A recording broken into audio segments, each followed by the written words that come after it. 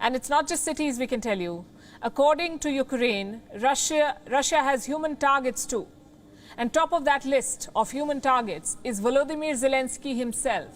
At first glance, it all makes sense. Zelensky has emerged as the hero of this war. He's rallying the people, meeting his soldiers, addressing foreign parliaments. Zelensky is all over the airwaves. If you take him out, the entire system may collapse. Zelensky himself admitted this. Here's what he said on February 25th, day 2 of Russia's invasion. According to the information we have, the enemy has designated me as target number 1. My family is target number 2. They want to destroy Ukraine politically by destroying the head of state. Such reports have been circulating all over social media. Shadowy assassins in Kiev, Chechen death squads near the presidential palace. All of this sounds dramatic. Take this report, for instance. It says Zelensky survived 3 assassination attempts in 1 week.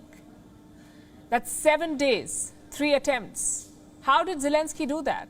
Thanks to anti-war Russian spies, we are told. That's what Ukraine claims. These are Russian officials opposed to Putin's war, and they alerted Ukraine. And thanks to them, Zelensky was saved. Now, another assassination squad is being sent to Kiev, the Wagner Group. I'll give you some background first. What exactly is the Wagner Group? Officially, it does not even exist. There are no documents of their existence, no proof of their operations, but unofficially, the Wagner Group does the Kremlin's dirty work.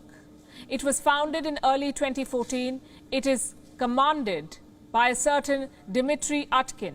He is a veteran of both the Chechen wars, also the war in Donbass. Why did Utkin assemble this group? Chances are the Kremlin asked him to do this, which brings us to the man bankrolling these mercenaries, Yevgeny Prigozhin. Now, Prigozhin is a Russian oligarch close to the Kremlin. His nickname should tell you how close. Putin's chief, that's what they call him. Now, officially, Russia keeps denying all of these reports. Prigozhin says he has nothing to do with the mercenaries. But the blood trail does not lie. Wagner fighters have popped up in multiple war zones in Syria, Mozambique, Mali, the Sudan, even Ukraine since 2014. Why does Russia use these shadowy assassins? For plausible deniability. Russia is bound by the Geneva Convention, by the rules of war. The Wagner Group is not, because technically they don't even exist. So these mercenaries can do what Russia officially cannot. They can shoot civilians, they can attack non-military targets, they can even assassinate heads of state.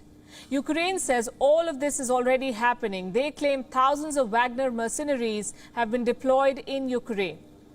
A new group is apparently heading to Kiev, and their mission is to take out President Zelensky. Here's what Ukraine's intelligence agency is saying, and I'm quoting for you. Another group of militants linked to Yevgeny Prigozhin began arriving in Ukraine today. The main task of the criminals is to eliminate the top military and political leadership of Ukraine. The hit list includes top names: President Volodymyr Zelensky himself, Prime Minister Denis Shmyhal, and Andriy Yermak, Zelensky's chief advisor. If true, Russia's goal is quite clear: decapitate Ukraine's leadership, hope that the system crumbles around Zelensky. Having said that, this is a huge gamble. It could easily backfire on Russia. Just think about it. If Zelensky is killed, he becomes a martyr, an even bigger hero in Ukraine. Will that defeat public morale, or will it rally the entire country? Frankly, it's a 50-50. Zelensky is the most visible symbol of Ukraine's resistance. His death could galvanize the country even more. And don't forget the global reaction. Killing Zelensky would be indefensible. Even countries like China will find it hard to justify. So assassinating the president is a huge gamble. But Putin is certainly capable of it. Right now, though, it looks like a stretch. In fact, Zelensky is worth more to Russia alive than dead. If he agrees to a peace deal, if he signs off on a surrender, it will carry more legitimacy. The other scenarios could be a military nightmare, regime change, or assassination. There will be political pushbacks there, military insurgencies, and that is something that Putin is keen to avoid. Plus, Ukraine is prepared for such a scenario. If Zelensky is assassinated, Ukraine does have a contingency plan. We do not have the specifics. We don't know who will succeed him, but there is a plan, we are told. So the chances of the entire Ukrainian system collapsing behind Zelensky are quite low. Which brings us to the obvious question. Where are these assassination reports coming from? Well, they could be Ukrainian propaganda, sort of like hitting two birds with one stone. Russia gets discredited, Zelensky gets more global sympathy. And Vladimir Putin knows all of this. The political implications, the military fallout. So conventional wisdom says he won't try an assassination. But knowing Putin, conventional is not exactly his style, so we'll have to wait and see. WION is now available in your country. Download the app now and get all the news on the move.